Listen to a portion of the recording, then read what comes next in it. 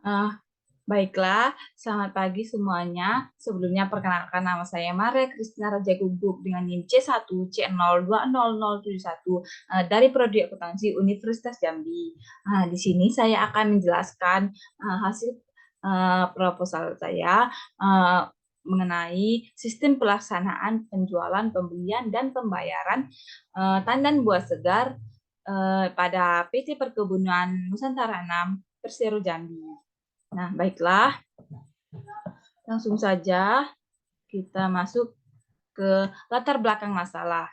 Kelapa sawit merupakan salah satu tanaman perkebunan yang banyak dijadikan suatu usaha di bidang perkebunan, baik itu perusahaan maupun orang perorangan. Salah satu kegiatan dalam pembudidayaan tanaman kelapa sawit ini adalah kegiatan pembelian tandan buah segar.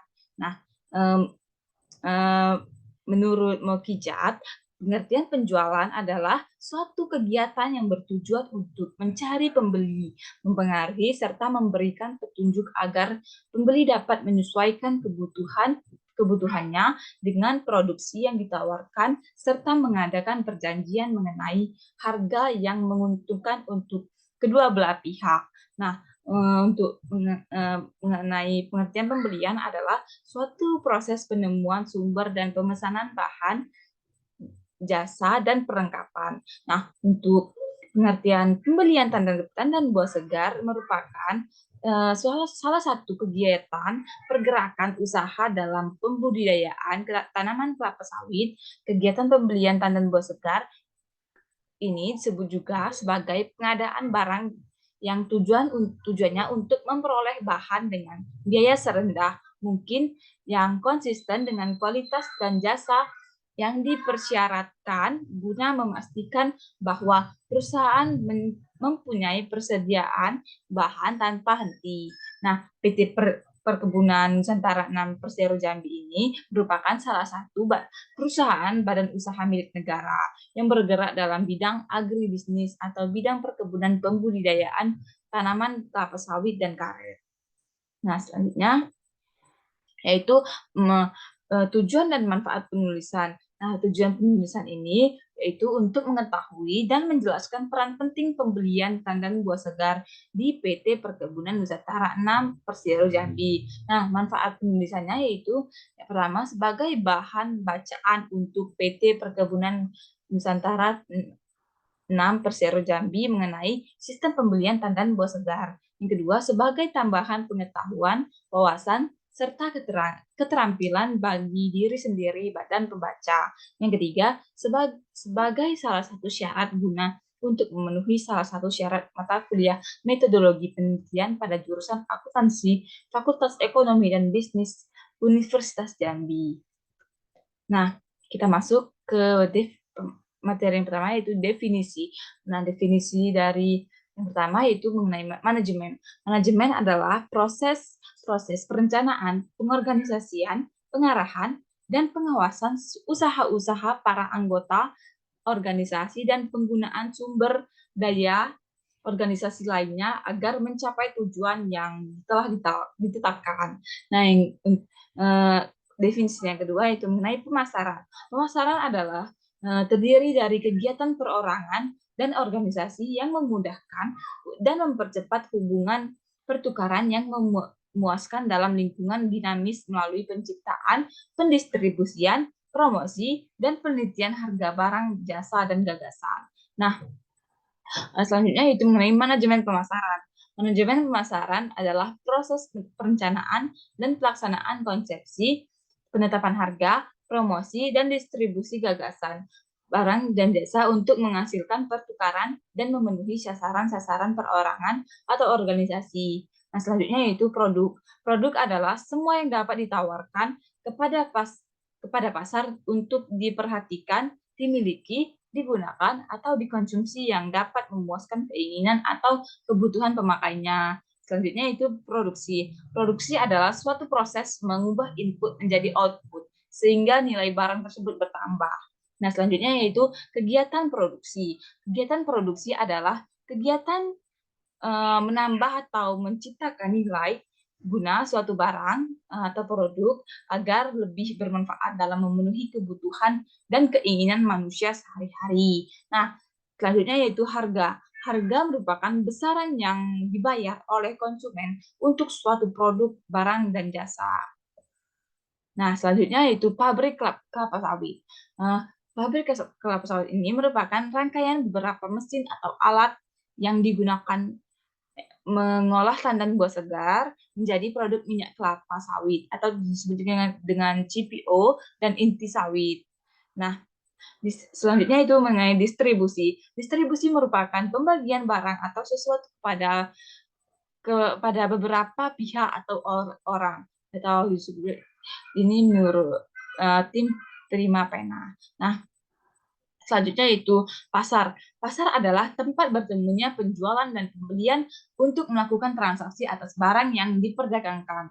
Selanjutnya pasar bisnis. Pasar bisnis merupakan semua organisasi yang mendapatkan barang atau jasa yang digunakan dalam memproduksi barang dan jasa lain yang dijual, disewakan, atau dipasok kepada pihak lain. Selanjutnya yaitu penjualan. Penjualan adalah suatu kegiatan yang bertujuan untuk mencari pembeli, mempengaruhi, serta memberikan petunjuk agar pembeli dapat menyesuaikan kebutuhannya dengan produksi yang ditawarkan, serta mengadakan perjanjian mengenai harga yang menguntungkan untuk kedua belah pihak. Nah, selanjutnya volume penjualan. Volume penjualan merupakan jumlah produk atau merek suatu perusahaan yang terjual dalam suatu periode. Nah, selanjutnya yaitu yang terakhir mengenai pembelian. Pembelian merupakan salah satu fungsi yang penting dalam berhasilnya operasi perusahaan. Nah, selanjutnya yaitu mengenai pengertian badan usaha.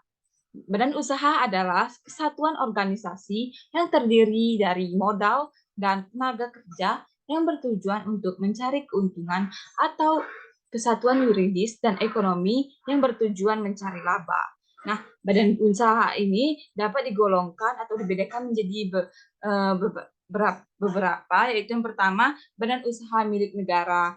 Nah, struktur modal dalam BUMN baik secara keseluruhan atau sebagian dimiliki oleh negara. Nah, yang kedua yaitu badan usaha swasta. Seluruh modal pada badan usaha swasta berasal dari swasta, baik dari seseorang maupun kelompok. Nah, yang ketiga yaitu badan usaha campuran. Nah, sebagian modal pada badan usaha campuran berasal dari pihak swasta, sebagian lagi dari pemerintahan. Nah, yang terakhir yaitu badan usaha milik daerah. Modal BUMD berasal dari kekayaan daerah yang disisihkan. Selanjutnya yaitu mengenai badan usaha milik negara. Nah, menurut Undang-Undang Nomor 19 Tahun 2003, BUMN adalah badan usaha yang seluruh atau sebagian besar modalnya dimiliki oleh negara melalui pernyataan secara langsung yang berasal dari kekayaan negara yang dipisahkan. Nah, adapun bentuk-bentuk BUMN. Yang pertama, perusahaan negara jawatan atau disebut dengan Perjan. Nah, badan usaha milik negara yang seluruh ini badan usahanya yang seluruh modalnya dimiliki oleh pemerintah. Nah, Perjan ini berorientasi pelayanan pada masyarakat sehingga selalu merugi. Nah, yang kedua yaitu perusahaan negara umum atau disebut dengan Perum. Perum adalah perjan yang sudah diubah. Tujuannya tidak lagi berorientasi pelayanan, tetapi sudah profit oriented. Nah, yang ketiga perusahaan negara perseroan atau disebut juga dengan persero, yaitu badan usaha yang dikelola oleh negara atau daerah, berbeda dengan Perum atau Perjan. Nah, tujuan didirikan persero yang ini adalah mencari keuntungan dan memberikan pelayanan kepada umum ya. Nah, yang terakhir yaitu perseroan terbatas. Nah, perseroan terbatas adalah badan hukum yang merupakan persekutuan modal, didirikan berdasarkan perjanjian dan melakukan kegiatan usaha dengan modal dasar yang seluruhnya terbagi dalam saham. Nah, selanjutnya yaitu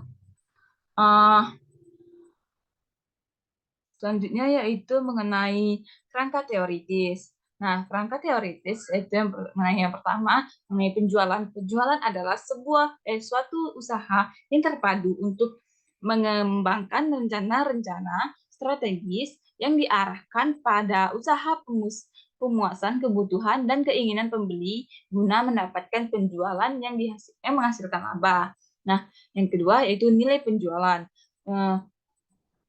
Nilai penjualan menunjukkan nilai penawaran yang memiliki kesan sesuai dengan tingkat kemampuan konsumen untuk membeli dan memiliki suatu produk yang dinyatakan dengan nilai finansial atau modal atau nominal. Yang ketiga yaitu harga jual. Salah satu faktor nilai pendapatan adalah disebut juga dengan harga jual. Harga jual merupakan faktor yang tidak dapat dipengaruhi oleh perusahaan. Nah, selanjutnya yaitu tujuan penjualan. Nah, pada umumnya para penguas perusahaan mempunyai tujuan mendapatkan laba tertentu, mungkin maksimal.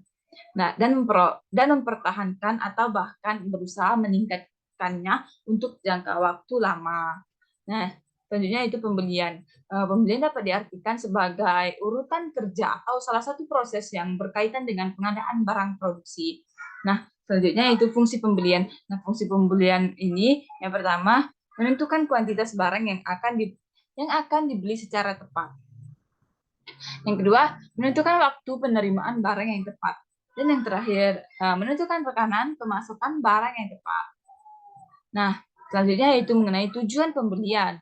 Nah, tujuan pembelian ini tujuan pembelian ini yang pertama melaksanakan pembelian dari rekan yang handal. Yang kedua, membeli barang dengan kualitas yang baik sesuai dengan yang diinginkan. Yang ketiga, memperoleh barang dengan harga yang pantas. Yang keempat, hanya membeli barang yang disetujui dan sesuai dengan tujuan perusahaan. Nah, yang kelima, mengelola barang secara sehat sehingga selalu tersedia menkala dibutuhkan perusahaan. Nah, yang keenam, hanya menerima barang yang telah dipesan dan harus menerima barang sesuai semua barang yang dipesan. Nah, yang terakhir, tujuan yang terakhir yaitu menerapkan pengendalian berbagai kemungkinan yang merugikan. Nah, selanjutnya itu mengenai tandan buah segar atau CPO atau kernel. Nah, tandan buah segar adalah buah kelapa sawit yang kriterianya siap untuk diolah dan diproduksi menjadi minyak kelapa sawit dan minyak inti. Nah, minyak kelapa sawit ini atau disebut dengan CPO adalah minyak makan nabati yang didapatkan dari daging kelapa sawit. Nah, sedangkan minyak inti kelapa sawit atau disebut dengan kernel adalah minyak makan nabati yang didapatkan dari inti kernel atau buah kelapa sawit. Nah, selanjutnya itu mengenai fungsi produksi. Fungsi produksi ini terbagi menjadi 4. Yaitu yang pertama bahan baku. Bahan baku adalah bahan yang membentuk bagian integral produk jadi. Nah, yang kedua, tenaga kerja. Tenaga kerja adalah seluruh jumlah penduduk yang dianggap dapat bekerja dan sanggup bekerja jika ada permintaan kerja. Tenaga kerja dapat dilihat dari konsep produktivitasnya. Yang ketiga yaitu mengenai teknologi. Teknologi adalah alat-alat atau mesin yang mendukung kegiatan produksi minyak kelapa sawit agar lebih cepat dalam memproduksi kelapa sawit menjadi minyak kelapa sawit dalam memenuhi permintaan industri yang membutuhkan minyak kelapa sawit dan pasar. Yang terakhir yaitu modal. Modal adalah barang-barang atau peralatan yang dapat digunakan untuk melakukan proses produksi. Nah, selanjutnya yaitu mengenai metode penelitian. Nah, waktu dan tempat pada penelitian ini yaitu penulis melakukan kegiatan ini bertempatan di PT Perkebunan Nusantara 6 Persero Jambi yang ditempatkan di bagian keuangan, dan waktu kegiatan dalam penyusunan laporan tugas ini dilaksanakan pada tanggal 3 sampai 5 Oktober 2022. Nah, metode penulisannya ini itu menggunakan data primer. Ya, data primer ini terbagi atas observasi, yaitu proses pola perilaku subjek, objek, atau kejadian yang sistematik tanpa adanya pertanyaan atau komunikasi dengan individu yang diteliti. Nah, yang kedua, data primer yang kedua yaitu mengenai wawancara. Wawancara merupakan teknik pengumpulan data yang menggunakan pertanyaan secara lisan kepada narasumber di PT Perkebunan Nusantara 6 Persero Jambi. Nah, yang kedua itu mengenai menggunakan data sekunder. Yang pertama itu studi pustaka. Metode ini dilakukan dengan mencari dan mengumpulkan kerangka referensi dan landasan teori baik dalam buku dan peraturan-peraturan perpajakan. Nah, yang kedua itu mengenai menggunakan objek penelitian. Objek dari penulisan laporan ini adalah PT Perkebunan Nusantara 6 Persero Jambi dan sistem pelaksanaan penjualan, pembelian, dan buah segar pada PT Perkebunan Nusantara 6 Persero Jambi merupakan objek yang akan diteliti. Nah, mengenai sistematika penulisan. Nah, sistematika penulisan sistematika penulisan yang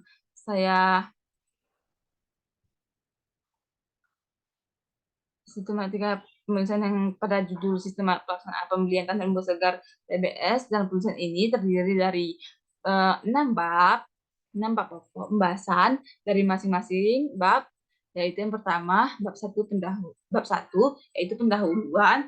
Pada bab ini menjelaskan mengenai latar belakang, masalah pokok, tujuan dan manfaat penulisan, metode penulisan, waktu dan tempat magang, serta sistematika penulisan. Nah, bab 2 yaitu landasan teori merupakan bab yang berisi uraian tentang landasan teori dan definisi-definisi yang digunakan untuk pembahasan serta gambaran data yang didapatkan penulisan selama melakukan kegiatan magang yang relevan dan berhubungan erat dengan judul dan pokok bahasan laporan. Nah, bab yang ketiga yaitu metode penelitian merupakan cara ilmiah untuk mendapatkan data dengan tujuan untuk memahami dan mengantisipasi masalah dalam kehidupan manusia.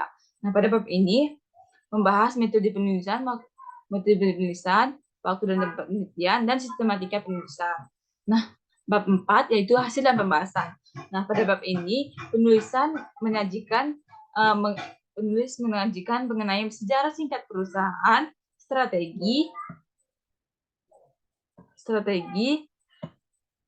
dan kebijakan perusahaan, visi misi dan tujuan perusahaan, aktivitas perusahaan, struktur organisasi perusahaan, dan sistem pelaksanaan penjualan, pembelian dan pembayaran tandan buah segar pada PT Perkebunan Nusantara Persero Jambi. Nah, yang terakhir yaitu bab 5 penutup yang dapat ditarik dari pembahasan pada bab 3 sesuai dengan laporan ini.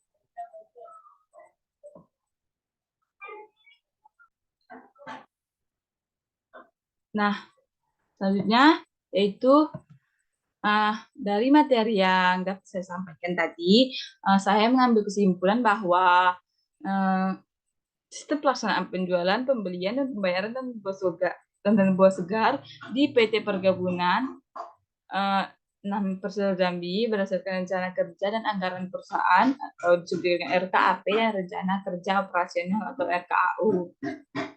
Yang kedua, harga pembelian TBS diusulkan atau dianalisa oleh kepala bagian pembelian komoditi dengan mempertimbangkan perolehan margin berdasarkan analisis perhitungan harga pembelian. Nah, yang terakhir, sedangkan dalam pembayaran atas pembelian tandan buah segar berdasarkan suatu surat instruksi dan surat edaran yang berlaku diajukan 1 minggu sekali dan 1 periode tertentu sesuai kepentingan oleh manajer. Nah, selanjutnya. Nah, baik. Mungkin itu saja materi yang dapat saya sampaikan. Saya ucapkan terima kasih. Semoga materi bermanfaat. Selamat pagi.